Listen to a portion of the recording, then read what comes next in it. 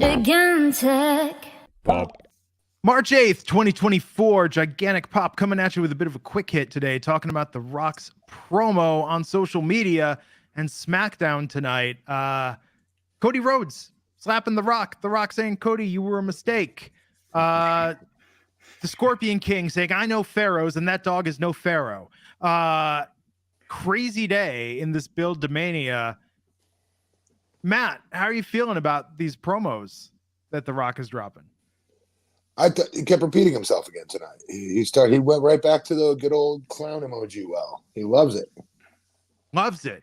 It's crazy. He can't get enough of it. I mean, Raj, that's what I'm going to ask Raj this question, Matt. If LL Cool J could have Eminem ghostwrite rhymes for him in his feud against Cannabis, can't The Rock get some other talent involved just to maybe make these things a little less repetitive and more punchy? Well, it's only been 1 week. The clown emoji thing just, he started saying it last week, right? But he sounds kind of like, when somebody's losing a fight or a roast and they're like, you goof over there being all goofy. Yeah, like when you start saying diarrhea Dwayne. Yeah. That's someone losing a fight. There's a lot of like D-level material for everything good, like off, which is a direction you can fuck. For every one of those, there's a lot of really lackluster stuff in these promos. Oh gosh, I think The Rock's been tremendous. I got to disagree with you there. I thought, go ahead, Matt, but I think he's just going and just 100 miles per hour. He's not stopping. They're not cutting away. With these social media promos, I think he's just been fantastic. He has been. To be fair, he has been. I just like I said, for whatever reason, the clown emoji, clown show. It's like just I don't know why he has a brain fart on that. I don't know why. But so fitting with the stuff, with the outfits, the shoes that Seth wears a lot of the times, and stuff like that. It's very fitting. Yeah, it is. They call him. Just say clown. Just say this clown. But he's saying emoji, which means he's trying to update the joke, and it's not working. Yeah. But this is being, like you said, okay, this is being super critical, right? His promos have been good. It just felt very uncomfortable tonight when they were in the ring together, because there's no way The Rock's just sitting there and letting those two talk like the way they're allowed to talk tonight. Yeah. There is a certain level of extra alpha that The Rock kind of brings. Yes. Like when he's in the ring with them, where it does look like he could just take them all out at any minute. And it's like the kids talking to the teacher almost at times. But that being said, I love these social media promos that he's doing. I like that he's keeping the language R-rated and it's not censored down. And these solo promos, it almost reminds me of, when Macho Man going into WrestleMania 5, he did all those solo promos week after week. And granted, those were on TV. This is, just for the social media audience, was just probably getting just as many views, if not more, than the SmackDown, promos. The SmackDown promos also get the social media views and everything as well, as well as the ratings. But I think it's been great. And I think this is just some of The Rock's best work in the last 20 years. Usually when he comes back, he's doing the babyface shtick and popcorn farts and stuff like that. And I think this is a different level. Yeah, I agree with that.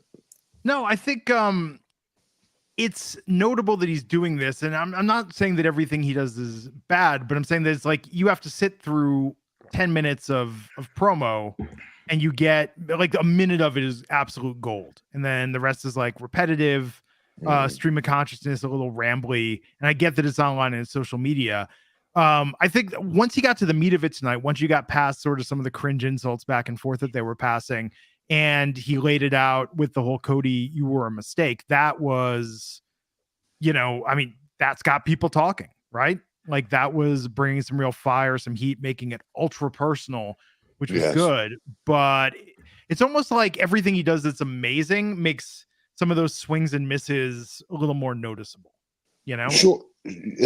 Yes, because he is so good. But they did a great job of reversing everything. Like this is why he smacked Cody, right? Talked about his grandfather.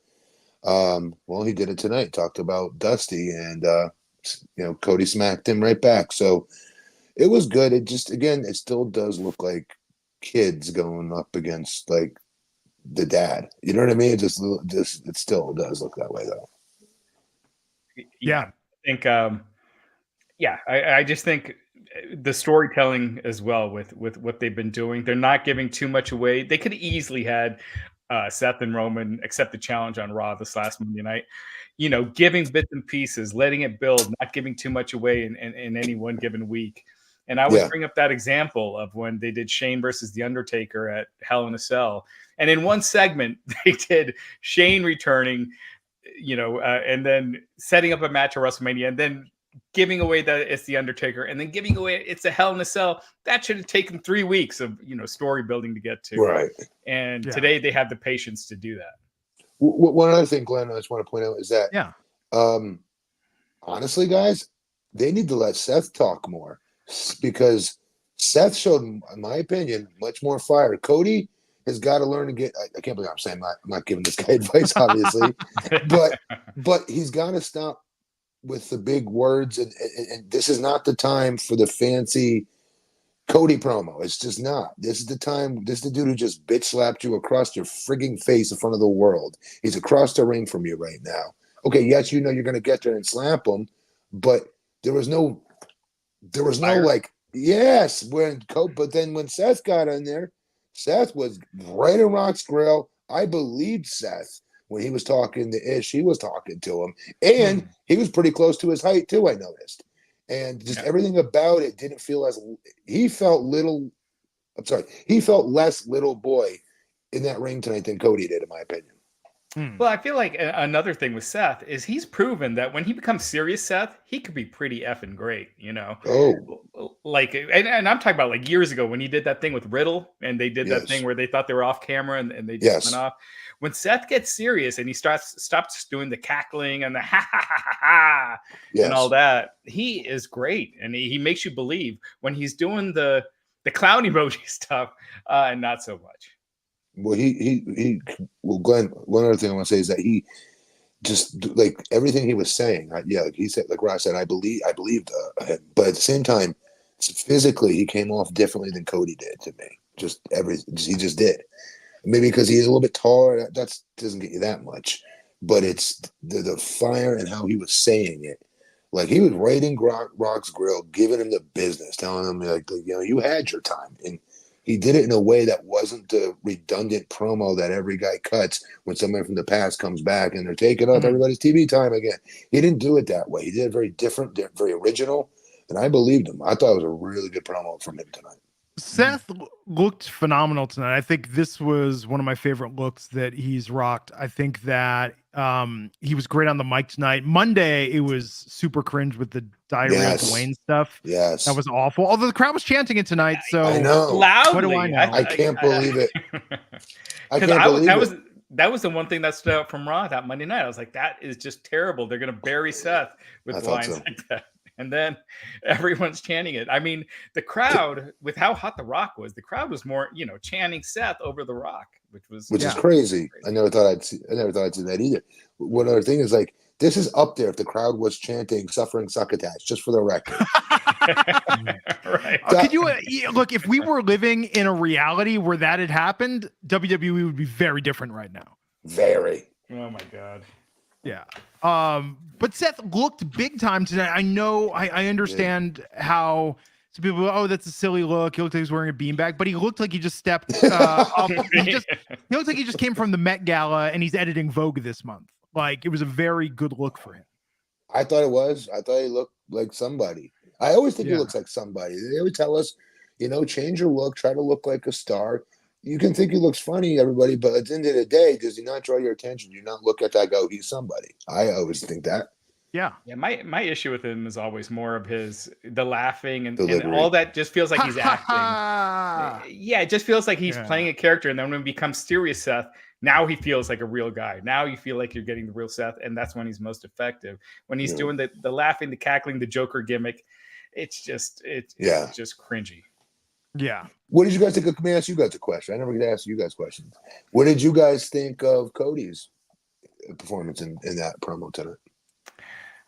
I agree with you, Matt. I feel like he needs to step up a little bit, show a little more fire, and he's kind of he, he's kind of he needs to build himself up a little more because I think people take for granted that he's already star. He's facing Roman Reigns, but I feel like he can't let him get overshadowed in situations like this. And he definitely felt like the fourth guy down, in this segment. I hate admitting it. I love Cody Rhodes, right? But I did feel the same way tonight, and I hated it. So I don't know why nobody's pulling him aside and saying, hey, listen, leave the thesaurus in the frigging locker room. We don't need it tonight. This dude just slapped you across your face, right? And punked you out in front of the world. Try to steal your WrestleMania spot. Put that in your head and go out there and talk and whatever that makes you feel. And then go ahead and emote on that. Not, these big words he keeps using and things like that don't fit the moment. They fit all of his other promos. They definitely do because that's his style. But not, we need to see fifth gear pissed off Cody like he was that night with Paul Heyman, remember? Right. It's because he just had a match. He's standing up on the second turnbuckle. He was heated like at that point. He needs to be like that. Yeah. What do you think, Glenn?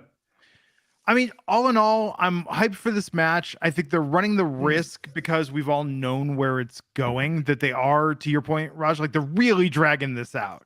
Which I like. I think that's good.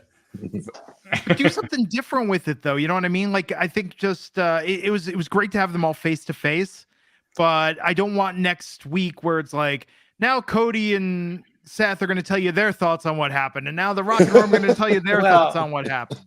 I think the tricky thing is you got two Cody and two Roman matches now to promote, and Cody and Roman is kind of taking a back seat. Like they really haven't pushed that match at all yet, and they need to kind of balance that out. I forget Rock is going to be there next week as well, right?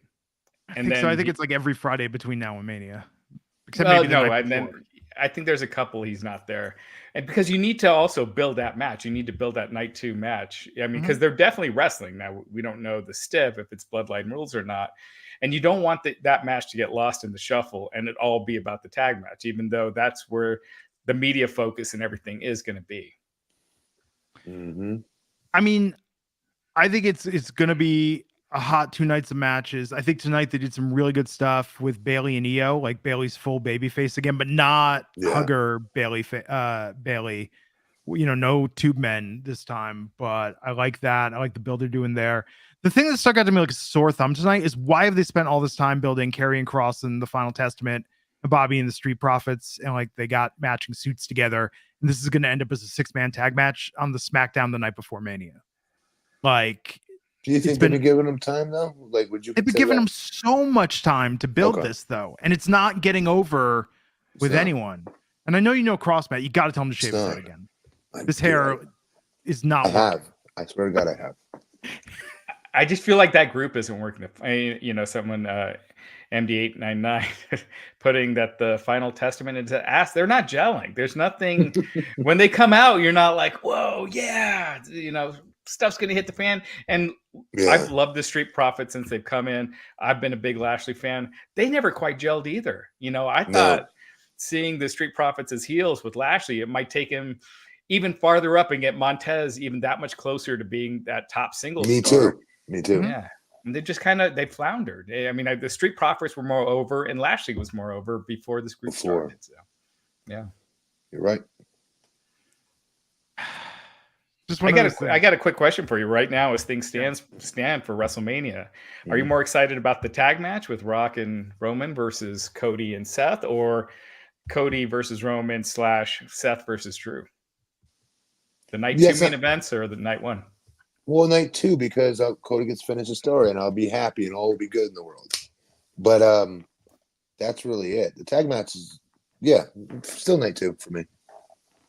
I am curious to see where it goes for night 2. I hope night 2 is a big surprise. Actually, I hope both nights are a big surprise. But I got to say, like, I am now in love with the idea of Seth costing Cody the championship on night 2 of WrestleMania. A lot of people are now. Now it's starting to, like, really everybody, Glenn, is starting to pick up on that trend and see it coming. Because that's a build to SummerSlam. I still think Seth is going to have to get surgery or, take time off to let his knee repair. So I think it's going to be straightforward, but could be wrong for sure. Does he really need surgery? Well, he did say maybe not surgery, but he needed to rehab his knee or take some time off. So I haven't heard anything changing on that end. So okay. I don't think you do that angle. It would be like, when they did the devil reveal only for MJF to be leaving and Adam Cole, and he's still out of action for months. Yeah. Okay, so a couple super chats here. Jay Miller 3389 with $5 super chat. Thank you, Jay Miller. WrestleMania 140th anniversary tag match. The Rock is Mr. T, Roman is Hulk, and Cody's Mr. Wonderful. Seth is Piper. I just hope no injuries to mess up night 2. That's the big unknown, right? That could happen anytime. You could always have that. I mean, for the longest time, Roman's been working, a full-time schedule, and up until the COVID WrestleMania, he never. Oh no! I mean, look, Roman with that luxurious hair, he could be conditioning it, spill some conditioner in the shower, slip on it, and be out of Mania. Like, shit happens. We take risks. Bigfoot Sneakerhead Buck 99. What's up? Saying Seth was amazing today. I thought Seth looked like the biggest star in that segment to me tonight. More than The Rock. The Rock. So we're not including him. We're not including him. Okay, not include The Rock. But yeah. Okay, I'm talking about if you didn't know who The Rock was and you were just watching that, that's still the most big time guy tonight to me. So this is where him being jacked is just, I'm sorry, it is what it is. He screams superstar. If you're somebody clicking through the channels and you don't know who The Rock is because you live under a rock, get it? Like, you would still look at him as an enormous star just because of his physicality, his look, the whole look, dude. But no, I agree. He's got gravitas.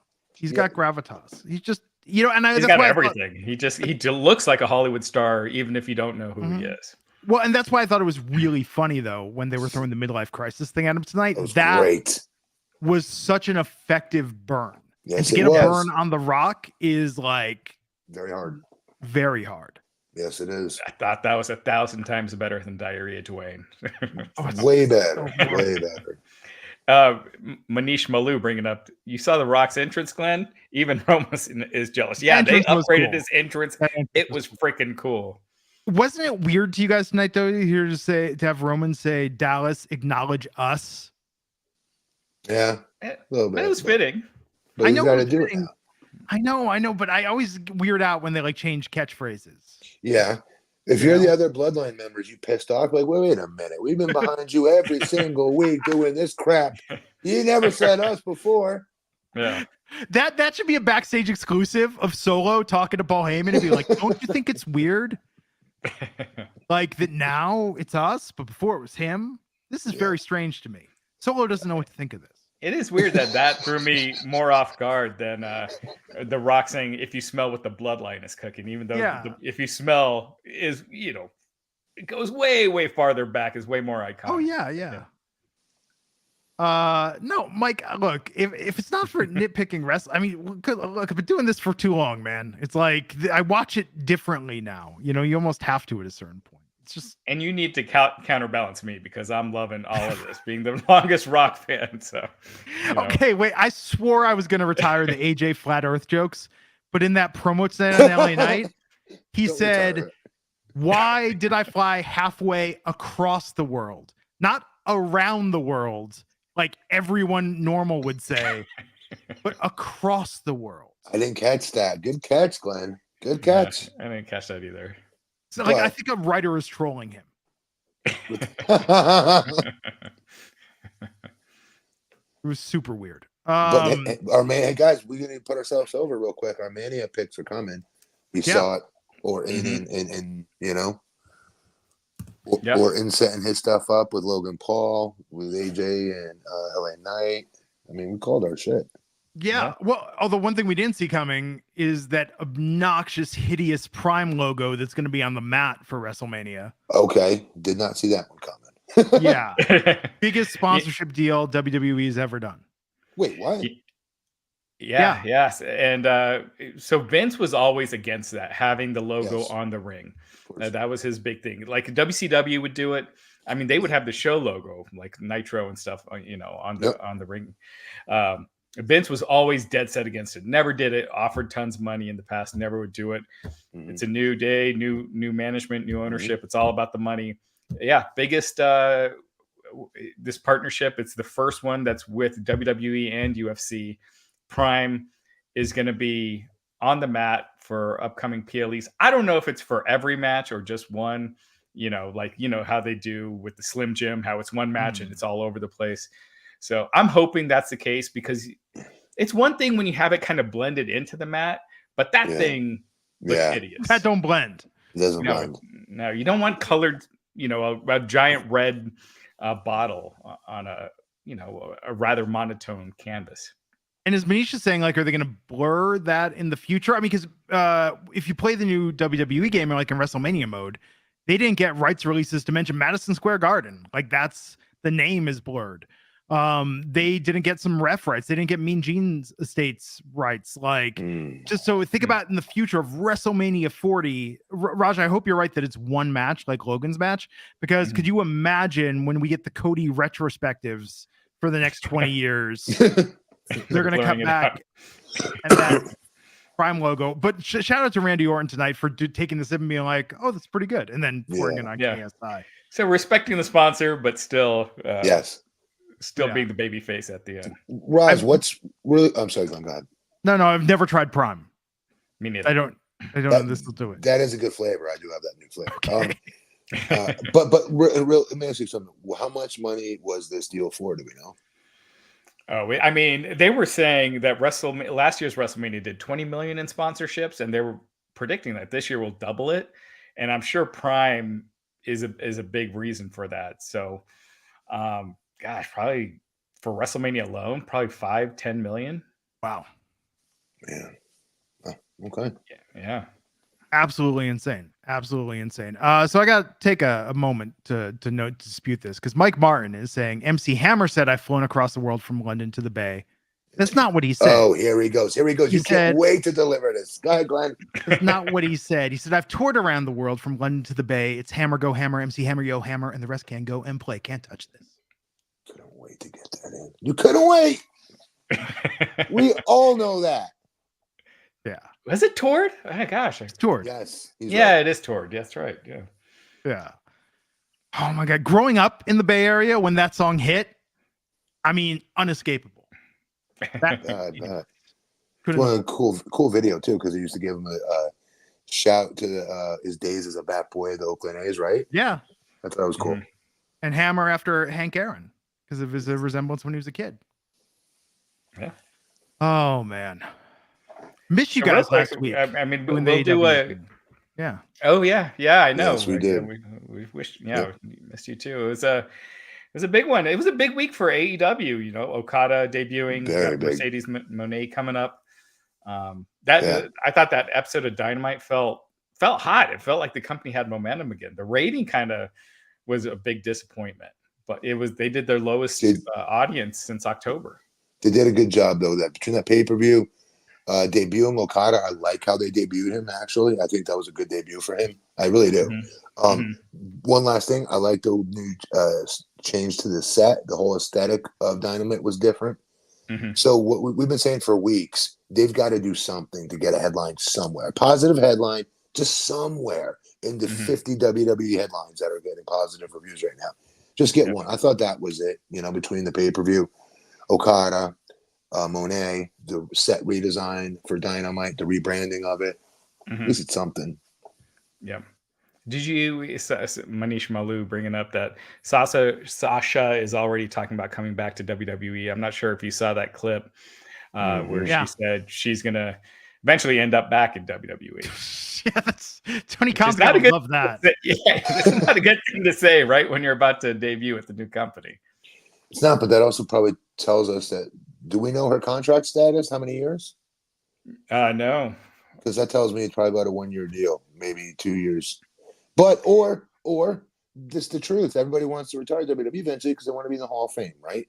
So who's to say she doesn't have a great career at AEW for 5 years, 10 years, or whatever it is, and then goes back there, in her retirement tour or something one day. Yeah, she loves it so much she changes her mind. You just never know. That's just got to be weird, though, Raj. Could you imagine when you were running Wrestling Inc. if you brought somebody on and they're like, "Yeah, I see myself going back to WrestleZone." Yeah. Or if you're dating someone new and you tell your ex, like, "Don't worry, I'll be back with you soon enough." Yeah, it's just not. It's not good. It's not good for the other person's feelings. I'm sure Tony Khan really hated that remark. And it's so crazy given what Bailey's going through right now in her story. And it's like she's alone against Damage Control. It's just the timing, it could not be weirder on this. It's totally built for Sasha. Totally built. Yeah. It would be amazing if she pulls the swerve and is like, the contract I signed does not say AEW on it. Oh, yeah. I would love that. It'd be amazing. That's not gonna happen. And I know tonight's a quick hit, so we'll do a full WrestleMania predictions a different week. But I do want to ask you guys, who do you think wins that tag match with Rock and Roman versus Seth and Cody? Definitely Rock and Roman, without hesitation. Yeah, I agree. Yeah. And I think you have Solo come out, do the thumb gimmick, and everyone thinks it's over, and then Cody kicks out. The thumb gimmick.